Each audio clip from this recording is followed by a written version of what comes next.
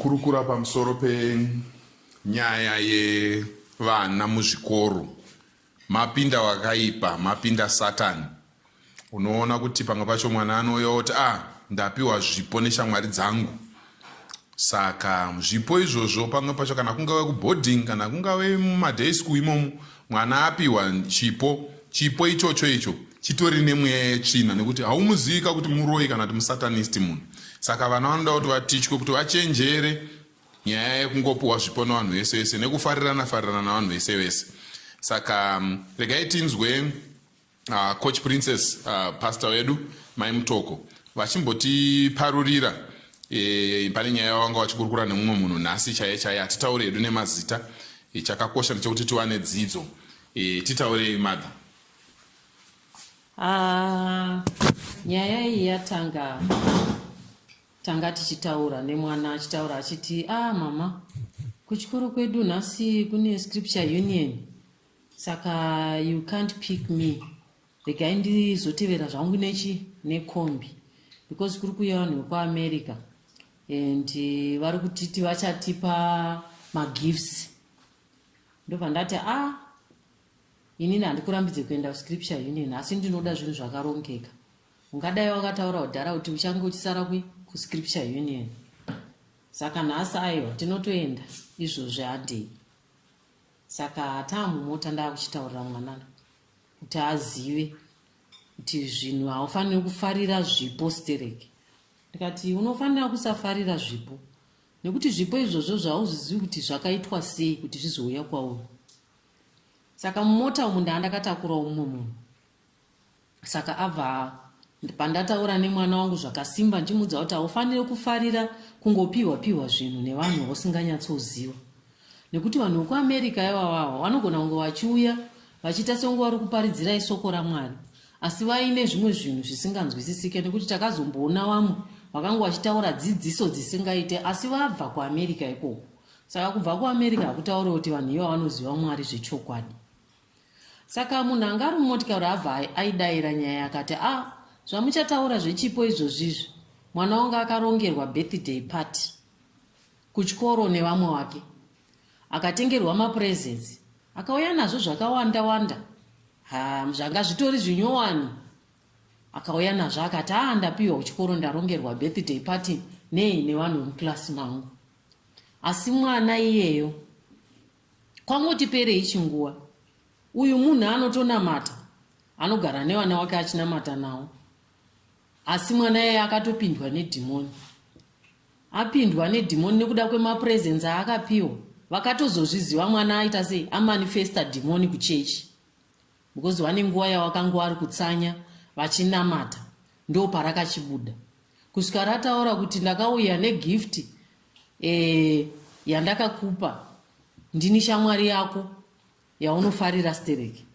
Saka gift iyo iyi ndakandaiisa kuti iite sei, ikuite kuti utadze wechikoro, because zvese zvatinokuti uya tiite unoramba, zvakashata zvese zvatinokuda kuti uya tiite unoramba. Saka kuchikoro unotikunda. So I became jealous of you. Tikati munhu handina chimwe chinhu chandogona kumuita, nekuti ari kuramba zvese zvandiri kuedza kuda kumufurira, uye kuchikoro ari kuita sei ari kutikunda. Hanzi mwana iyeyo akatanga kufoira zvinonyadzisa kuchikoro, patanga ari mwana anogona. But isisu takangoti ko mwana wechi chaakumukonzera kudai, hatina kuziva kuti patove nemweya wapinda maari. Saka dhimoni iroro hanzi kumanifesta kwarakaita rakatanga manheru kusvika kuedzi vachidzingana naro. Dhimoni iroro rikataura zvarakataura kuti inini ndini shamwari yake. Ndakatounza gift iyoyo kuti aite sei. Hanzi gift iyo yanga iri necklace yanga yakaita unge mabhidze sort of. Akatoya naye akati ndapiwa neshamwari yangu. Asi mwana iye upenyu hwake hwakatokanganisa kubva ipapo paakapiwa present iyoyo.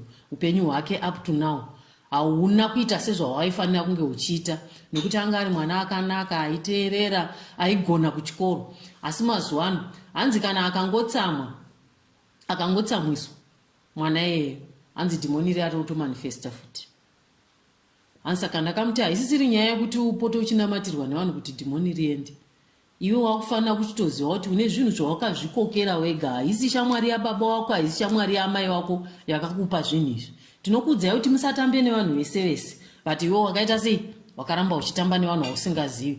Nhasi unochiona pawayo.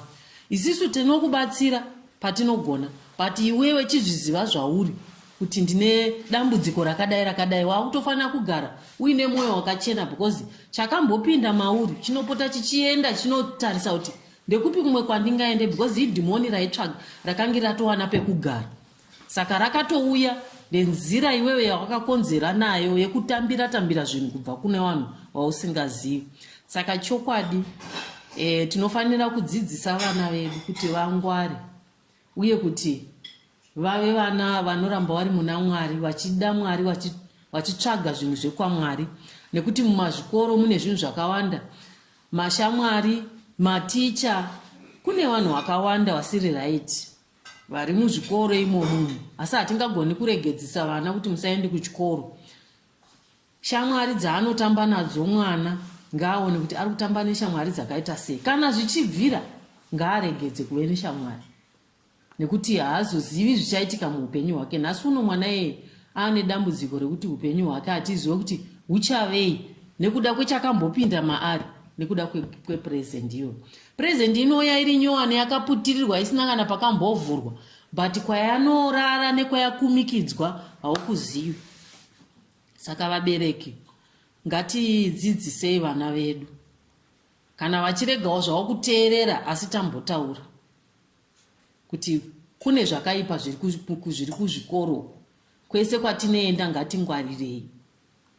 Ndosaka tiri kutaura nyaya yekuti shamwari, munoziva shamwari dzakanaka dzakaipa. Mukadzi mukuru chaiye kana murume mukuru chaiye anodonhedzwa neshamwari, nekuti shamwari inokuziva in and out. Vamwe wakatorerwa vakadzi wavo takatarisa, vamwe wakatorerwa rume wavo takatarisa neshamwari, best friend. Ende ndo panobva paperera best friend ipapo. Hauzombomuoni futi kumba kwako akutorera murume, hauzombomuoni futi kumba kwako akutorera mukadzi. Ndo kupera kweushamwari. Asi anenge aruza apa ndiani, uchave neronda reupenyu hwese, rekuti ukangozvifunga unorwadziwa. Kunyange ukati ndaregerera, asi ronda parakambouya handiti panosara nevanga. Ndo zvakafanana naizvozvo. Kana kudai ukamuregerera, vanga riya rinokupa kuti urangarire, pakambokuwara paya vanga rinosara rinokurangaridza kurwadza kwakanga kuchita ronda iroro. Ndozvo nyaya yatingataura hameno, kana paine chimwe chekuwedzera. Tinotenda zvikuru mufundisi nenyaya yamataura, inyaya yakakosha. Vabereki vakawanda vanongosiya vana vavo vachitamba chero kwavatamba, havanei nazvo. Vamwe vabereki vanotsanya chaizvo, vanonamata chaizvo, asi vana vavo havavafundise kutsanya, havavafundise kunamata, havavafundise kuerenga soko. Iro soko ratinotumirana zuva nezuva iri, tichiti ngatidzidzei soko. Nhasi tiri kudzidza pakadai, nhasi tiri kuerenga pakati. Vamwe vari bhizi kusheya kumashamwari nevamwe vari kunyika dziri kure, asi mumba make chaimo haakwanisi kuti agare pasi achikurukura soko raMwari nemhuri yake. Hama dzangu, ngatidzidzei kuti mhuri dzedu dzizare nesoko raMwari. Mwana wako iyeye kunyanya ngaatangwa achitori mudiki, ngaatangwa achiri mudumbu, ngaatichwe soko raMwari. Achida asingadi ngaamutswa achinamata, nekuti idiscipline ichamubatsira muupenyu wake wese. Nhasi uno uchati mheno kana ari kuramba kunamata, but mangwana mwana yeye anokupandukira. Sekutaurwa kwazvaitwa zvataurwa naPastor Mutoko kuti murume uyu anga achitaura kuti mwana wake ratove dambudziko.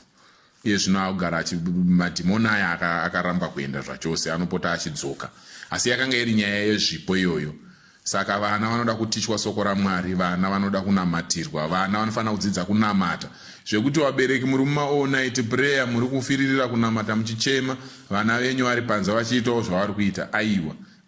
Ngatitendeuke hama dzangu. Uye chimwe chinhu tichipedzisira panyaya iyi, ngatidzidzei kuti isusu sevabereki tiite lead by example. Haungati iwe uri kurarama upenyu husiri straight pana Mwari wotarisira vana vako kuti wararama upenyu huri straight. Ndo nyaya yaGakanje kaiye, kuti Gakanje akatarisa vana vako vachifamba chono vachifamba wakatsveyama, akati mufambe zvakanaka, iwe sei uchifamba wakatsveyama iwe? Haachatarisa kuti iye anofamba wakatsveyama, iye ari kuti tsveya.